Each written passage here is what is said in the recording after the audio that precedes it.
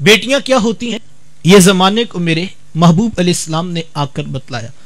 آقا کریم علیہ السلام کی آمد سے قبل آپ تاریخ عرب اٹھائیں تھے، جب جس دور میں بیٹی ذبح کی جا رہی تھی، جس دور میں بہن زندہ درگور کر دی جاتی، میرے حضور اس دور میں کلمہ حق بلند کیا اور حضور میں بیٹیوں کو ذبح کرنے والوں سن لو، فاطمہ تو بدعۃ منی، میری فاطمہ تو میرے جگر کا بھی ٹکڑا ہے۔ یہ کلمہ محبت بھی ہے، یہ کلمہ جہاد بھی ہے۔ دیکھیں آج میں یا آپ اپنی بیٹی یا بہن کے لیے کوئی پیار بری بات کہیں تو یہ بہت بڑی بات نہیں ہے۔ آج اس معاشرے میں بیٹی کی عزت ہے، آج اس معاشرے میں بہن کا وقار ہے۔ یوں ہی تو نہیں بوڑھا باپ اپنی جھکی ہوئی کمر پہ بوریاں لاد لاد کے مزدوری کر رہا ہے کہ میں نے اپنی بیٹی کو عزت کے ساتھ رخصت کرنا ہے۔ جوان سال بائی فیکٹری میں اوور ٹائم لگا رہے ہیں کہ ہم نے بہنوں کو عزت کے ساتھ بیانا ہے۔ یار یہ باپ تو ذبح کرتا تھا، یہ بھائی تو زندہ درگور کر دیتا تھا، ان کے سینے میں اتنا کوٹ کوٹ کر پیار کس نے بھر دیا؟ جواب ایک ہی ملے گا، یہ فیض ہے آمینہ کے لال کا، یہ فیض ہے میلاد والے آقا کا، جنہوں نے کٹتی بیٹیوں کو عزت اور ذبح ہوتی ہوئی بہنوں کو زندگی کی بہاریں عطا فرمائی۔ آقا کریم علیہ السلام ایک دن گھر تشریف لائے تو ام المومنین حضرت سیدہ عائشہ صدیقہ رضی اللہ تعالی عنہا عرض کرتی ہیں کہ حضور آج بڑا عجیب واقعہ ہوا۔ حضور میں عائشہ آج کیا ہوا؟ عرض کی حضور ایک حبشیہ نیاد عورت آئی اور اس نے آ کر دروازے پر صدا لگائی۔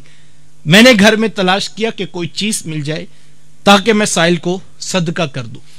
تلاش بسیار کے بعد مجھے صرف ایک کھجور ملی اور میں اس کو وہی صدقہ کر دیا۔ حضور اس نے اس کھجور کے 2 ٹکڑے کیے، ایک دائیں جانب والی بیٹی کو کھلا دیا اور ایک بائیں جانب والی بیٹی کو کھلا دیا۔ حضور ماں خود بھی بھوکی تھی، اس کا اپنا پیٹ بھی کمر سے لگا ہوا تھا، لیکن اس نے خود کچھ نہیں کھایا اور سب کچھ اپنی بیٹیوں کو کھلا دیا۔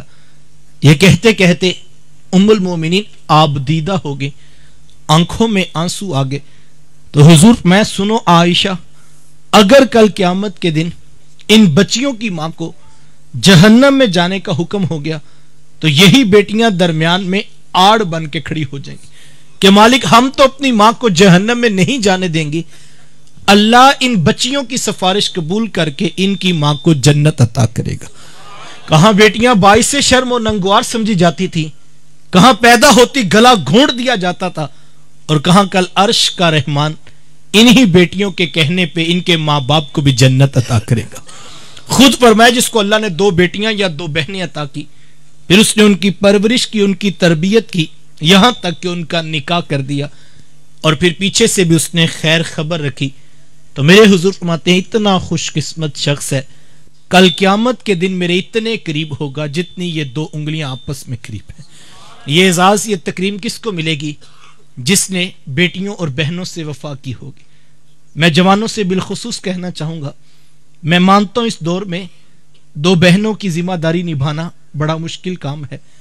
2 بیٹیوں کا جہیز اکٹھا کرتے کرتے بوڑھا باپ خود بیمار ہو کے بستر تک لگ جاتا ہے، جوان سال بھائی کی اپنی جوانی ڈھلکنے لگتی ہے۔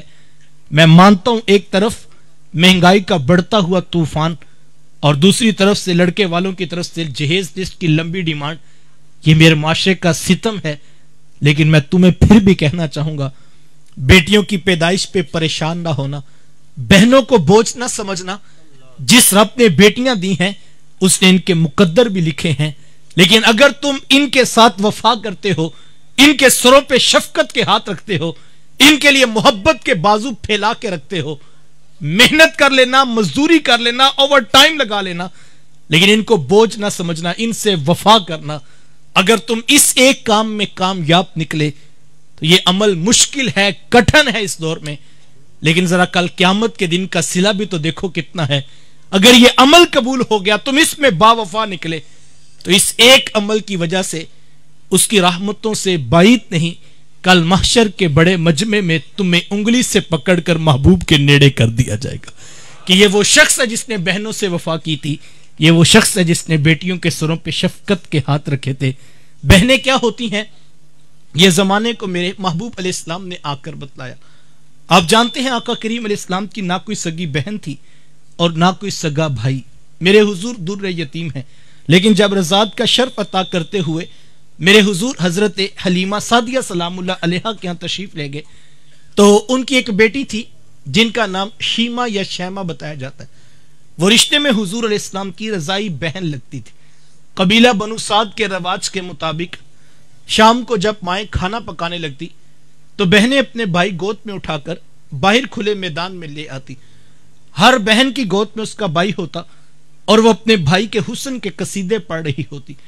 اگر کسی کے بھائی کا رنگ کالا ہوتا تو وہ کہتی رنگ کالا ہے تو کیا ہوا، میرے بھائی کے نقوش دیکھو کتنے خوبصورت ہے، اس کی اٹھی ہوئی ناک، اس کی جھیل جیسی خوبصورت آنکھیں تو دیکھو کتنی پیاری لگتی ہیں. تو وہ نقوش کو معیار حسن قرار دیتی. اور اگر کسی کے بھائی کا رنگ گورا چٹا ہوتا تو وہ کہتی جناب رنگ نہیں تو کچھ نہیں، حسن تو ہوتا ہی سارا رنگت میں ہے، میرے بھائی کا رنگ دیکھو کتنا گورا چٹا ہے. تو یہ بحث مباحثہ چل رہا ہوتا اور کوئی بہن بھی ہار ماننے کو تیار نہ ہوتی. اتنے میں ایک سمت سے حضرت شیمہ اپنا ویر محمد اٹھا کے لے آتی اور کہتی ذرا میرے ویر کا مقابلہ بھی تو کرو نا. تو وہ کہتی نہیں نہیں شیمہ تیرے ویر کا مقابلہ تو نہیں نا، تیرا تو ساروں کا ہی سردار لگتا ہے. کتب میں آتا حضرت شیمہ کا سر فخر سے بلند ہو جاتا اور یار ہوتا بھی کیوں نہ جس بہن کی گود میں دو جہاں کا سردار بھائی بیٹھا ہوگا. پھر ان کی شان تو بنتی، وہ حضور کو سینے سے چمٹا لیتی اور دعا دیتی ربنا ابقی لنا محمدا، انشاءاللہ میرے ویر محمد کو نظر نہ لگے. آج میں دیکھ رہی ہوں بچوں کا سردار ہے، کل اپنی آنکھوں سے دیکھوں جوانوں کا بھی سردار بنے. زندگی کے لیل و نہار گزرتے گئے، حضرت شیمہ کی شادی ہوگی. مدنی دور کی کہانی ہے اور اتفاق یہ ہوا کہ جس قبیلے میں حضرت شیمہ کی شادی ہوئی، حضور علیہ السلام کے صحابہ کی لڑائی اور جنگ اسی قبیلے کے ساتھ ہوئی. ان کے کچھ بندے قتل کر دیے اور کچھ کو قیدی بنا کر صحابہ اپنے ساتھ لے آئے. عرب کے رواج کے مطابق قیدیوں کو چھڑانے کے لیے قوم کے سردار فدیہ اور فنڈ اکٹھا کرنے نکلے. ہر دروازے پہ دستک دیتے اور فنڈ مانگتے. چلتے چلتے حضرت شیمہ کے دروازے پر بھی پہنچ گئے. دستک دی تو پوچھا کون؟ کہا قبیلے کے سردار ہیں، فنڈ اکٹھا کر رہے ہیں، تم بھی اپنا حصہ ڈالو. پوچھا یہ فنڈ کس لیے اکٹھا کیا جا رہا ہے، یہ رقم کیوں جمع کی جا رہی؟ تو کہا کہ مدینے میں ایک شخص ہے، ادعائے نبوت رکھتا ہے، اس نے ہمارے لوگ پکڑ لیے ہیں اور ہم نے اپنے قیدی چھڑانے. تو پوچھا کہ اس کا نام کیا ہے؟ کسی کی زبان سے بے ساختہ نکلا محمد صلی اللہ علیہ وآلہ وسلم. ایک عرصے کے بعد حضور علیہ السلام کا نام سنا تو آنکھوں میں آنسو آ گئے. کہا انہوں نے تمہارے بندے پکڑے؟ کہا ہاں انہوں نے ہمارے لوگ پکڑے. کہا پھر فنڈ اکٹھا کرنا چھوڑو، صرف مجھے ساتھ لے چلو. کہا تم کیا کرو گی؟ کہا تمہارے قیدی چھڑا کے لاؤں گی. کہا تم ان کو جانتی ہو؟ کہا ہاں ہاں تمہیں نہیں پتا، وہ میرے بچپن کے ویر اور بھائی لگتے ہیں، میں تمہارے قیدی چھڑا کے دکھاؤں گی. حضرت شیمہ قبیلے کے سرداروں کو ساتھ لیا اور حضور علیہ السلام کے خیمہ نوری کی طرف سفر شروع کیا. یہ وہ وقت تھا جب ادب کی آیات نازل ہو چکی تھی. خبردار میرے رسول کی آواز سے آواز بھی اونچی نہ کرنا ورنہ زندگی کی ساری کمائی غارت کر کے رکھ دوں. صحابہ ننگی تلواروں سے در حبیب پہ پہرا دے رہے. حضرت شیمہ اس خیال سے کہ میں تو اپنے بھائی کو ملنے جا رہی ہوں، جب آگے بڑھنا چاہا تو پہرے داروں نے تلواریں سونت دی. رک جا دیہاتی عورت، جانتی نہیں آگے کوچہ رسول ہے، آگے تو بغیر اجازت کے جبریل نہیں جا سکتے، تو کون؟ روایت میں آتا ہے جب راستہ روک دیا گیا، تلواریں سونت دی گئیں تو حضرت شیمہ نے یوں ہاتھ سے تلوار کو جھٹک کے کہا خلو سبیلی وَعْلَمُوا أَنَا أُخْتُ نَبِيِّكُمْ. کہا میری راہیں چھوڑ دو، جانتے نہیں میں تمہارے نبی کی ہی باجی اور بہن لگتی ہوں. یہ آواز کانوں میں پڑی تو صحابہ کی آنکھوں پر پلکوں کی چلمنے آ گئی، نگاہیں نیچی کر لی، تلواریں پیچھے ہٹا لی. حضرت شیمہ پورے پروٹوکول سے حضور علیہ السلام کے خیمہ نوری میں داخل ہوئی. میرے حضور جب دور سے بہن کو آتے دیکھا، حضور اٹھ کر استقبال کیا، مرحبا خوش آمدید پیش کرتے ہوئے فرمایا میری بہن آج کدھر کو آنا ہوا؟ عرض کی حضور آپ کے بندوں نے ہمارے کچھ لوگ پکڑ لیے ہیں، میں ان قیدیوں کو چھڑانے کے لیے آئی ہوں. سنو بھائیو اللہ کے رسول نے کیا ارشاد فرمایا. حضور فرمایا میری بہن تو نے آنے کی زحمت کیوں گوارا کی، تو گھر بیٹھے بھی پیغام بھیج دیتی، میں محمد تیرے کہنے پہ ہی ساروں کو چھوڑ دیتا. زمانے کو عملاً بتایا دروازے پر بہن کا آنا کتنا معتبر ہوتا ہے. پھر چند جوڑے، کچھ گھوڑے، بہت سارا ساز و سامان، اور میرے حضور خود بہن کو چھوڑنے کے لیے دروازے تک تشریف لے آئے۔ صحابہ نگاہیں نیچی کیے محبوب علیہ السلام کے ادب میں کھڑے تھے کہ حضور میں صحابہ میں جب بھی قیدی چھوڑا کرتا ہوں پہلے تم سے مشاورت لیا کرتا ہوں، آج پہلا موقع ہے میں قیدی بھی چھوڑ رہا ہوں اور میں نے مشورہ بھی نہیں کیا ہے۔ عرض کی اے بندہ نواز، آپ مالک کل کائنات ہیں، آپ جو چاہیں کریں، ہم کون ہوتے ہیں بلا درمیان میں مشورہ دینے والے، لیکن حضور جی اتنا تو بتائیے آج کون سی خاص بات تھی کہ آپ نے مشورہ بھی ضروری نہیں سمجھا؟ حضور میں صحابہ آج میرے دروازے پر میری بہن آ گئی تھی، اور جب بہنیں دروازے پہ آ جائیں اللہ کا رسول انہیں خالی نہیں موڑا کرتا۔ زمانے کو عملاً بہن کا رشتہ میرے محبوب علیہ السلام کی دہلیز سے ملا ہے۔ توجہ چاہوں گا، جس دور میں بیٹی ذبح کی جا رہی تھی، جس دور میں بہن زندہ درگور کر دی جاتی، جس دور میں ماں جیسا رشتہ بھی منڈیوں اور بازاروں میں بک جاتا تھا، اس دور میں بیوی کی کیا حیثیت ہوگی؟ جبکہ آج کے اس تہذیب یافتہ دور میں بھی کچھ لوگ بیوی کو پاؤں کا جوتا خیال کرتے۔ یہ زمانہ جاہلیت کی باتیں۔ آقا کریم علیہ السلام نے ازواج مطہرات کے ساتھ جو حسن سلوک کی داستانیں رقم کی ہیں، زمانہ ان کی مثال نہیں لا سکتا۔ کسی کو میرے حضور حمیرہ کہہ کے پکارتے، کسی کے لیے بکری کا بچہ ذبح کرتے ہیں اور گوشت کے مختلف ٹکڑے ان کی سہیلیوں کے ہاں بیچتے ہیں۔ حضور کثرت کے ساتھ حضرت خدیجہ الکبریٰ رضی اللہ تعالی عنہا کا ذکر کیا کرتے۔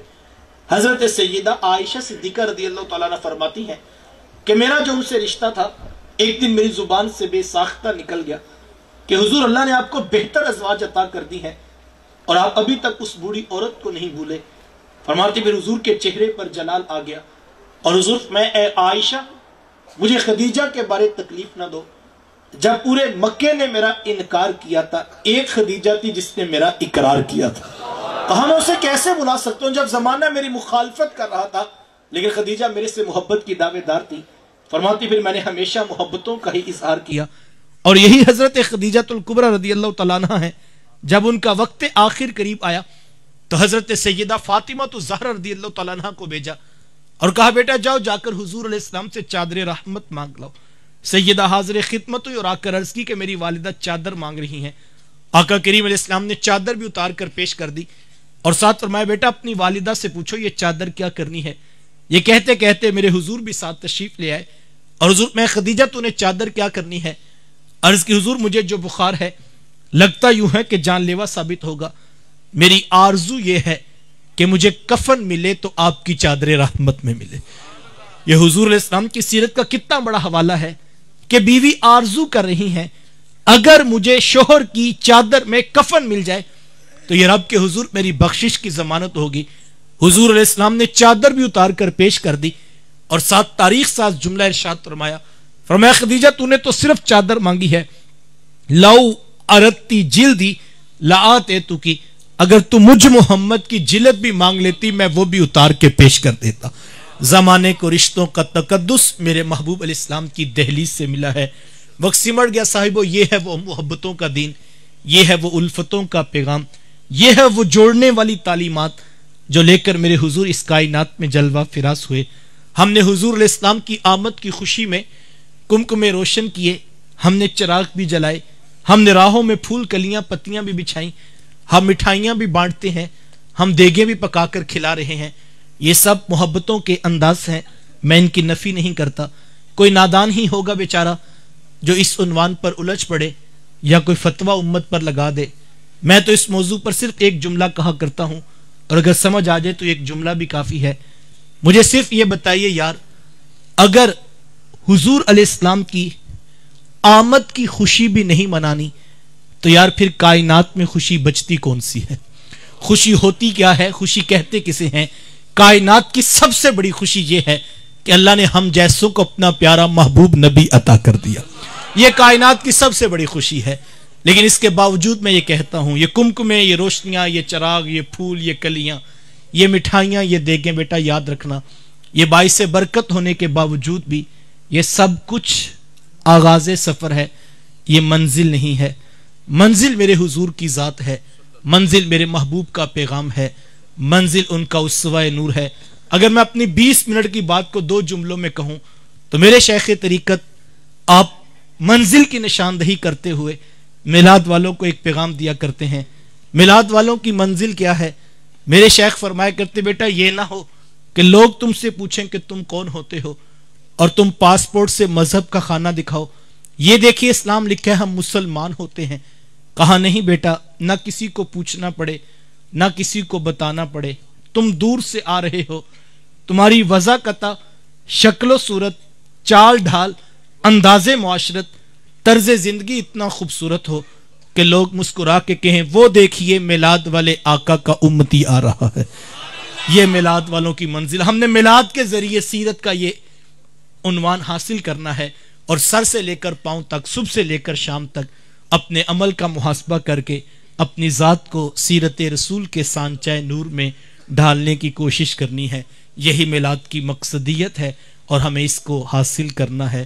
اللہ کی بارگاہ میں دعا گو ہوں، اللہ میرے ٹوٹے لفظوں میں، میرے بکھرے جملوں میں گنبد خضرا کے مکین کے قدموں کی خیرات ڈال کر کسی کے من میں چراغاں کر دے. وآخر دعوایا ان الحمد